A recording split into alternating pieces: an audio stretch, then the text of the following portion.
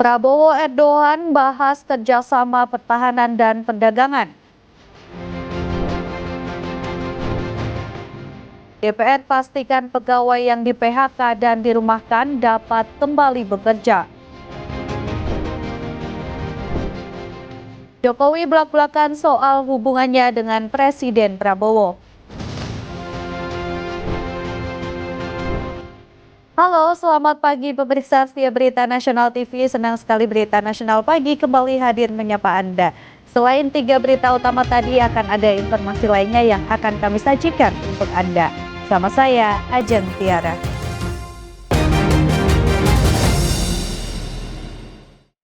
Kita ke informasi yang pertama, pemirsa. Indonesia dan Turki memperkuat kerjasama di bidang pertahanan. Presiden Prabowo Subianto mendorong produksi alutsista bersama dan penyelesaian perjanjian perdagangan dengan Turki. Presiden Republik Indonesia Prabowo Subianto mengungkapkan keinginannya agar Indonesia dan Turki dapat memproduksi alat utama sistem persenjataan secara bersama. Keinginan itu disampaikan dalam pertemuan High Level Strategic Cooperation Meeting dengan Presiden Turki Recep Tayyip Erdogan di Istana Kepresidenan Bogor, Jawa Barat. Prabowo menyebut kerjasama pertahanan antara kedua negara telah melibatkan sejumlah industri strategis, diantaranya Roketsan, Aselsan, Havelsan, serta Baykar. Selain membahas pertahanan, Prabowo juga menyoroti hubungan perdagangan antara Indonesia dan Turki. Ia optimistis nilai perdagangan kedua negara akan terus meningkat, meskipun hingga kini belum ada perjanjian dagang yang mengikat. Untuk itu, Prabowo mendorong agar perjanjian perdagangan Comprehensive Economic Partnership Agreement atau CEPA segera diselesaikan, guna memperkuat hubungan ekonomi antara Indonesia dan Turki. Karena kami ingin mempunyai joint venture dengan beberapa perusahaan Turki, dan kita ingin joint production bersama industri pertahanan. Kemudian kita juga sudah punya kerjasama yang baik dengan banyak perusahaan Turki yang ternama, Roketsan, Aselsan, Havelsan, juga dengan Baykar. Saya juga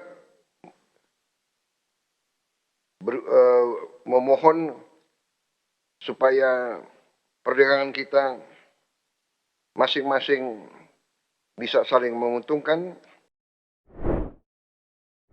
Usai ramai banyaknya pegawai instansi pemerintah yang dirumahkan hingga di PHK dampak efisiensi anggaran, Menteri Pendayagunaan Aparatur Negara dan Reformasi Birokrasi Rini Widiantini menyampaikan kebijakan merumahkan hingga PHK merupakan kebijakan instansi masing-masing.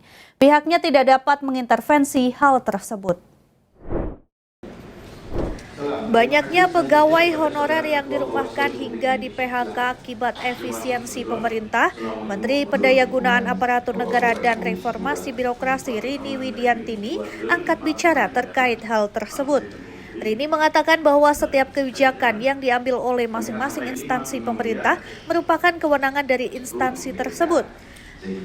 Pihak Kemenpan RB pun tidak dapat mengintervensi terkait hal tersebut, terutama kebijakan merumahkan hingga mem-PHK. Menurutnya pihaknya membuat kebijakan yang bersifat global dan menyeluruh. Yang dirumahkan Bu seperti apa Bu? Itu tergantung instansinya Pak, bukan dari itu. Tapi secara umum Menpan RB akan bertindak nggak sih Bu? Siapa? Menpan RB akan bertindak kita nggak? banyak mengeluarkan kebijakan untuk setiap instansi pemerintah mengoptimalisasikan data yang di pangkalan data BKN. Jadi kebijakannya tentunya akan terkait dengan instansi masing-masing. Kita sudah banyak mengeluarkan Kepmen. Berarti akan dikembalikan ke instansi masing-masing ya Bu? Instansi masing-masing kembalikan ke mana? Terkait dirumahkan dan PHK masalah itu? Itu tergantung instansinya, saya kan nggak bisa intervensi. Karena kalau Menpan kan yang dikeluarkan adalah kebijakan nasional, bukan ya. Sementara itu, Kepala Badan Kepegawaian Negara Zudan Arif menyebut adanya fenomena ini pihaknya akan segera ditindaklanjuti dan mencari tahu hal tersebut. Untuk hal ini perlu data detail, kami akan cek dulu ya, kami dalami dulu ke instansinya masing-masing. Berarti akan ditindaklanjuti oleh BAKN ya Prof? Ya, kami akan cek dulu ya. Oke. Diketahui adanya keputusan efisiensi yang diambil oleh pemerintah membuat dampak di berbagai lini, terutama banyak pegawai honorer dari sejumlah instansi yang dirumahkan hingga di PHK. Guna mendukung kebijakan Presiden Prabowo Subianto terkait efisiensi anggaran, Kementerian ATR BPN melakukan sejumlah aktivitas dari mematikan sebagian lift, lampu, hingga videotron untuk efisiensi pengeluaran. Nampak videotron milik Kementerian ATR BPN di depan gedung dimatikan dalam rangka efisiensi. Tidak hanya itu, lampu penerangan di lobi kantor pun tidak seluruhnya dinyalakan. Penghematan juga dilakukan pada layar informasi yang seharusnya dinyalakan, namun saat ini dimatikan aliran listriknya. Begitu juga lift untuk akses turun naik pegawai kantor kementerian juga dinonaktifkan satu saja. Aktivitas ini merupakan bentuk dukungan terhadap kebijakan Presiden Prabowo Subianto dalam rangka efisiensi anggaran di setiap kementerian. Dari Jakarta, Shana Serus, Theo Fandi, Berita Nasional TV. Sementara itu, pemirsa, usai rapat bersama Stasiun TV Republik Indonesia dan Radio Republik Indonesia terkait efisiensi, Komisi 7 DPR memastikan bahwa karyawan yang sempat dirumahkan sudah dapat bekerja kembali. Hal itu seiring anggaran yang telah disetujui oleh DPR. Usai ramai merumahkan pegawainya hingga viral di media sosial, Stasiun Televisi Republik Indonesia dan Radio Republik Indonesia dipanggil oleh Komisi 7 DPR RI. Ketua Komisi 7 DPR Saleh Daulay mengatakan, usai anggaran keduanya disetujui, DPR memastikan bahwa baik RRI maupun TVRI tidak ada lagi pemutusan hubungan kerja bagi pegawainya. Saleh menjelaskan para pegawainya yang sempat dirumahkan dapat kembali bekerja mulai hari ini. Karena menurutnya efisiensi anggaran ini tidak terdampak bagi pengurangan pegawai. Sebelumnya ramai di media sosial banyak pegawai dari instansi pemerintah yang dirumahkan akibat dampak efisiensi yang diinstruksikan oleh pemerintah. Kita tadi membicarakan juga terkait dengan isu-isu yang sangat aktual tadi kemarin. Misalnya ada yang viral di medsos yang terkait dengan adanya merumahkan karyawan daripada TVRI dan RRI, terutama kontributor daerah. Dan tadi sudah dijelaskan secara tegas oleh kedua dirut, baik dirut TVRI maupun dirut RRI, bahwa tidak ada kebijakan lagi ini untuk merumahkan kontributornya di daerah. Dan ini perlu dicatat oleh kita semua, dan saya berharap dan memohon kepada media agar ini disampaikan. Informasi berita lainnya akan kami sajikan usai jeda berikut ini. Tetap saksikan Berita Nasional Pagi.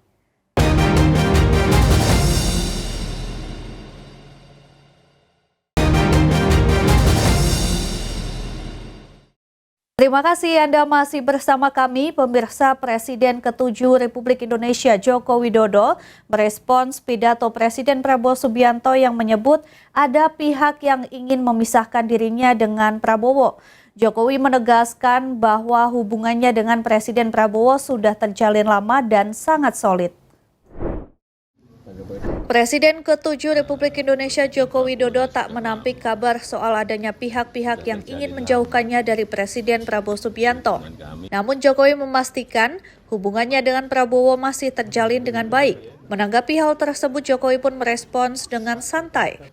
Jokowi menyebut bahwa hubungannya dengan Presiden Prabowo baik-baik saja. Saat ditanya apakah dirinya juga merasakan hal yang sama tentang adanya pihak yang hendak memisahkan dengan Presiden Prabowo, Jokowi kembali menjelaskan bahwa hubungannya dengan Presiden Prabowo sudah terjalin sangat lama dan solid. Jokowi sendiri sudah beberapa kali bertatap muka dengan Prabowo sejak pergantian tampuk kepemimpinan nasional akhir pada 20 Oktober 2024. Kemudian pada awal November 2024, Presiden Prabowo berkunjung di kediaman Jokowi di Solo, Jawa Tengah. Jokowi pun membalas kunjungan tersebut dengan menemui Prabowo di Kartanegara pada awal Desember 2024. Jokowi mengaku sering bertemu dengan Prabowo setiap kali berkunjung ke Jakarta. Disinggung soal dirinya pernah berhadapan dengan Presiden Prabowo di pemilihan presiden 2014 dan 2019, Jokowi mengatakan kompetisi itu biasa di dalam politik. Seperti diketahui sebelumnya, Presiden Prabowo Subianto membahas soal hubungannya dengan Jokowi saat memberi sambutan di acara Kongres ke-18 Muslimat NU di Jatim Expo Surabaya beberapa waktu lalu. Presiden Prabowo juga bercerita bahwa dirinya belajar banyak soal politik dari Jokowi. Presiden Prabowo ini sudah lama sudah terjalin lama. Jadi hubungan kami, hubungan baik yang sudah terjalin lama. Dan sampai saat ini ya, hubungannya sangat solid. Sama sekali nggak pernah ada masalah. Anggota DPRD DKI Jakarta Hardianto Kenneth melakukan sidak gas LPG 3 kg di Pangkalan Gas Kelurahan Kemanggisan, Kecamatan Palmerah. Sidak kali ini guna memastikan ketersediaan gas LPG 3 kg di masyarakat menjelang Ramadan.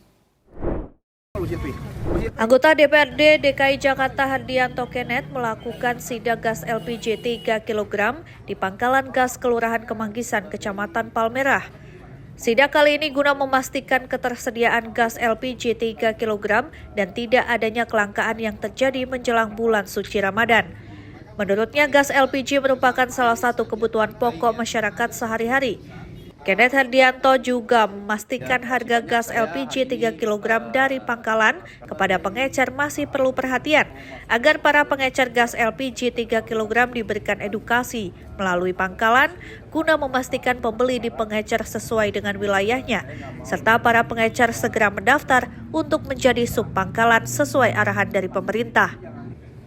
Pembelian gas LPG 3 kg nantinya akan menggunakan Quick Response Code Indonesian Standard atau KRIS. Langkah tersebut bertujuan agar kuota gas LPG di Jakarta dapat terjaga dan tidak bisa dibeli oleh warga di luar kota Jakarta. Menanggapi kebijakan tersebut, anggota DPRD DKI Jakarta Hardianto Kenneth menyampaikan kebijakan tersebut merupakan kebijakan yang tepat.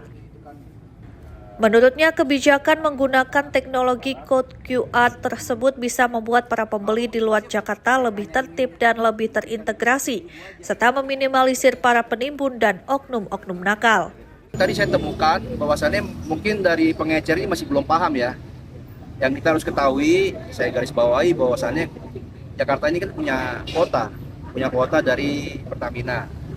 Jadi kuota ini jangan sampai berantakan. Jadi masih kadang-kadang pengecer ini nggak paham. Jadi saya pastikan kalau mau menjual kepada masyarakat diwajibkan harus mempunyai KTP Jakarta. Karena kalau yang beli KTP Bogor, KTP daerah-daerah lain, itu akan membuat stok kita jadi berantakan. Akan mengurangi stok Jakarta. Itu yang menjadi masalah kalau menurut saya gitu. KTP, kadang tadi saya cek belum, dia malah nggak minta KTP malah.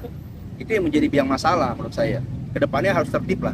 Mungkin dari pihak pangkalan juga bisa memberikan edukasi juga kepada pengecer ya. Jangan apa ya. Wajibkan kalau jual ke masyarakat harus punya KTP Jakarta. Pemirsa, Subdit Resmob Direktorat Reserse Kriminal Umum Polda Metro Jaya menangkap 6 orang wartawan gadungan lantaran memeras dengan meminta uang puluhan juta rupiah. Modusnya, para pelaku ini sengaja menetap di beberapa hotel di DKI Jakarta untuk memantau calon korban yang masuk ke dalam hotel bersama wanita dan membuntuti korban hingga ke rumahnya. Inilah video yang memperlihatkan pada saat tim Opsam Subdit Resmob Direktorat Reserse Kriminal Umum Polda Metro Jaya menangkap 6 wartawan gadungan berinisial MS, MF, DP, HP, MN, dan JP di 6 lokasi berbeda di kawasan Bekasi, Jawa Barat pada tanggal 7 dan 8 Februari lalu. 6 wartawan gadungan ini ditangkap tak lama setelah memeras seseorang pria berinisial SA senilai puluhan juta rupiah di kawasan Pancoran, Jakarta Selatan. Peristiwa ini bermula pada saat korban berinisial SA ini keluar dari sebuah hotel di kawasan Cempaka Putih, Jakarta Pusat. Usai bertemu dengan seorang wanita pada saat keluar dari hotel, dirinya dibuntuti oleh 2 unit mobil hingga ke rumah orang tuanya di kawasan Pancoran, Jakarta Selatan. Setelah memarkirkan kendaraan, para pelaku langsung mendatangi korban dan langsung memintai uang sejumlah 30 juta rupiah dengan alasan untuk uang tutup mulut atas kejadian di hotel sebelumnya. Apabila korban menolak, para komplotan wartawan gadungan ini akan memviralkan nomor plat kendaraan korban yang terlebih dahulu difoto oleh para pelaku. Karena tak memiliki uang senilai 30 juta rupiah, korban memberikan uang 10 juta terlebih dahulu melalui transfer dan sisanya akan dibayarkan 2 minggu setelahnya. Kami dari Unit 3 Resmob Polda Metro Jaya saat ini berhasil mengungkap kasus dugaan tindak pidana pemerasan yang dilakukan oleh beberapa orang yang mengaku-ngaku sebagai wartawan.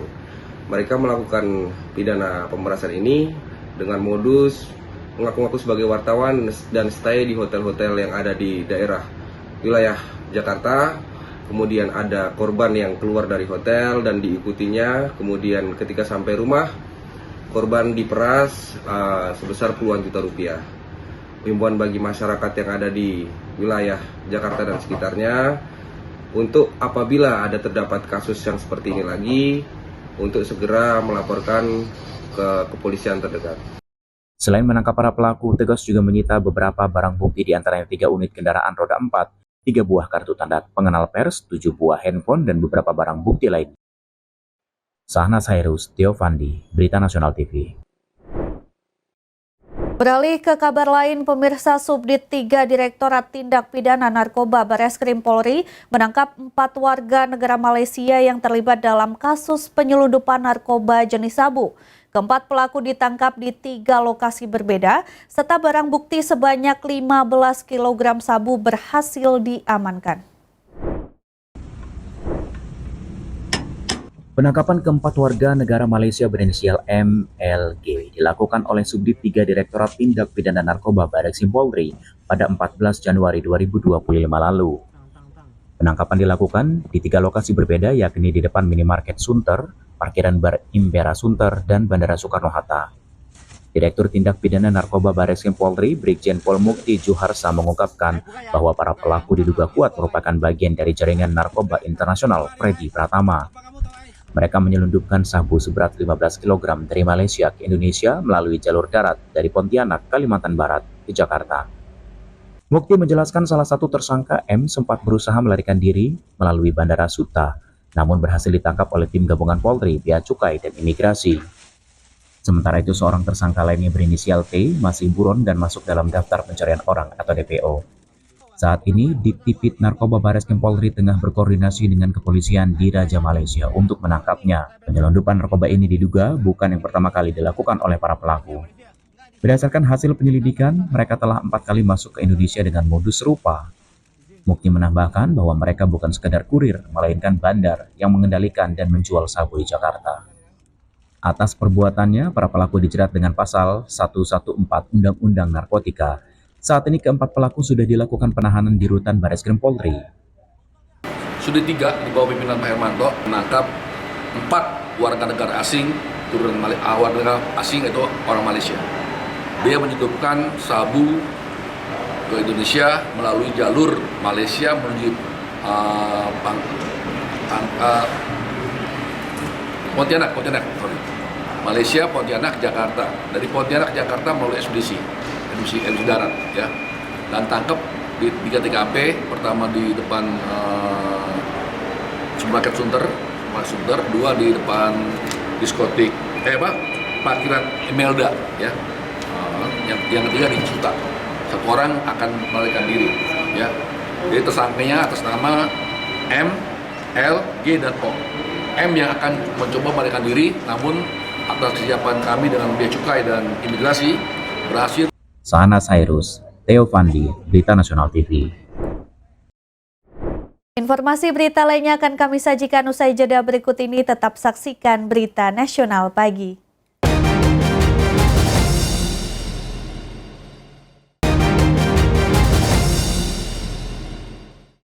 Terima kasih Anda masih bersama kami, pemirsa. Wakil Presiden Gibran Rakabuming menghadiri Festival Cap Gomeh Singkawang 2025 yang menjadi simbol kerukunan dan keberagaman budaya di Indonesia.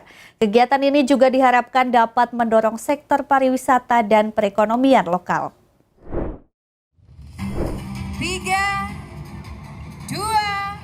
Dalam upaya mewujudkan misi Asta Cita ke-8, Wakil Presiden Gibran Rakabuming menghadiri Festival Cap Gomeh Singkawang 2025 yang digelar di depan kantor Wali Kota Singkawang, Kalimantan Barat. Dalam seremoni pembukaan, Wapres turut memukul loku dan menyaksikan pawai tatung yang diikuti ribuan peserta, termasuk dari Malaysia dan Brunei Darussalam. Wapres menilai festival ini bukan hanya peristiwa budaya, tetapi juga momentum untuk mempererat persatuan dalam keberagaman. Ia berharap kegiatan ini dapat meningkatkan pariwisata dan perekonomian lokal seiring dengan misi pembangunan ekonomi berkelanjutan. Kehadiran Wapres yang mendapat sambutan hangat dari masyarakat menunjukkan komitmen pemerintah dalam mendukung keberagaman dan memperkuat persatuan bangsa. Kunjungan ini pun menjadi awal dari rangkaian agenda kerja Wapres Gibran di Kalimantan Barat dan Kalimantan Timur. 4 orang pelaku yang diduga ikut terlibat dalam kasus penembakan bos rental mobil di res area KM 45 Tol Tangerang Merak berhasil ditangkap polisi. Keempatnya berperan sebagai penyewa dan penadah mobil rental yang digelapkan. Sejumlah anggota dari unit Jatanras Satreskrim Polresta Tangerang menggerebek sebuah rumah kontrakan tempat persembunyian Iim Hilmi di kawasan Tangerang Selatan, Banten. Iim digerebek lantaran terlibat dalam kasus penembakan bos rental mobil di res area kilometer 45 Tol Tangerang Merak yang melibatkan 3 oknum TNI AL awal Januari lalu. Proses penangkapan berlangsung alot. Pelaku yang bersembunyi di dalam rumah kontrakan tak mau membuka pintu. Bahkan pelaku berusaha mengelabui polisi dengan mematikan seluruh lampu agar seolah-olah kontrakan tersebut dalam keadaan kosong. Polisi akhirnya bisa merangsek masuk dan mengamankan pelaku setelah mendobrak pintu kontrakan. Polisi yang melakukan pengembangan berhasil menangkap Hairudin, seorang pelaku lainnya di kawasan Jayanti, Kabupaten Tangerang. Di hadapan polisi, Hairudin akui semua perbuatannya bersama Iim. Sebelumnya polisi juga berhasil membekuk 2 orang pelaku lain yakni Ajat dan Isra di Pandeglang, Banten. Menurut polisi, para pelaku merupakan sindikat penggelapan mobil lantaran kejahatannya dilakukan secara terstruktur. Peran para pelaku berbeda-beda. Ajat berperan sebagai penyewa mobil, sementara Iim dan Hairudin sebagai penadah. Sedangkan Isra adalah orang yang memasarkan mobil rental yang digelapkan tersebut kepada seorang oknum TNI AL. Dari awal kami sudah melakukan rangkaian penyelidikan dan penyidikan. Dan sudah juga melakukan persesuaian dari keterangan saksi, kemudian barang bukti, dan kemudian pengecekan bukti-bukti yang sudah penyidik kumpulkan. Sudah 4 orang kami tetapkan tersangka dengan inisial IS, AS, IM, dan HR. Jadi jumlah 4 orang dari awal sampai proses kami melaksanakan tahapan penyidikan selama 1 bulan. Ya pemirsa, Satuan Pelaksana Perhubungan Kecamatan Grogol Petamburan melakukan patroli pelanggaran parkir liar di badan jalan dan trotoar Jalan Kiai Tapa Grogol Petamburan, Jakarta Barat. Operasi ini diwarnai kepanikan pengemudi bajai dan sepeda motor menyelamatkan kendaraannya. Tak sedikit pengemudi bajai dan pengendara sepeda motor ini panik mengetahui operasi parkir liar di Jalan Kiai Tapa Grogol Petamburan, Jakarta Barat. Satuan Pelaksana Perhubungan Kecamatan Grogol Petamburan melakukan patroli pelanggaran parkir liar di badan jalan dan trotoar. Alhasil, puluhan sepeda motor terjaring operasi cabut pentil. Kasat Pelhub Kecamatan Grogol Petamburan juga menghimbau kepada masyarakat untuk tidak melakukan parkir di sepanjang jalan atau trotoar. Untuk hasil hari ini sebanyak 46 kendaraan roda 2. Di mana Pak titiknya? Titiknya di Jalan Kiai Tapa, sepanjang Jalan Kiai Tapa. Pak, ada himbauan untuk masyarakat seperti apa untuk tidak parkir atau apa? Ya, selanjutnya kami juga melakukan himbauan-himbauan kepada masyarakat untuk tidak melakukan parkir di sepanjang jalan atau di trotoar. Operasi ini rutin digelar demi menjaga kelancaran arus lalu lintas tanpa gangguan kendaraan yang parkir sembarangan di bahu jalan. Ahmad Hairud, Theo Fandi, Berita Nasional TV. Pemirsa, informasi tadi sekaligus mengakhiri jumpa kita. Demikian Berita Nasional Pagi telah menemani Anda. Saya Jentira beserta kru yang bertugas pamit undur diri. Terima kasih dan sampai jumpa.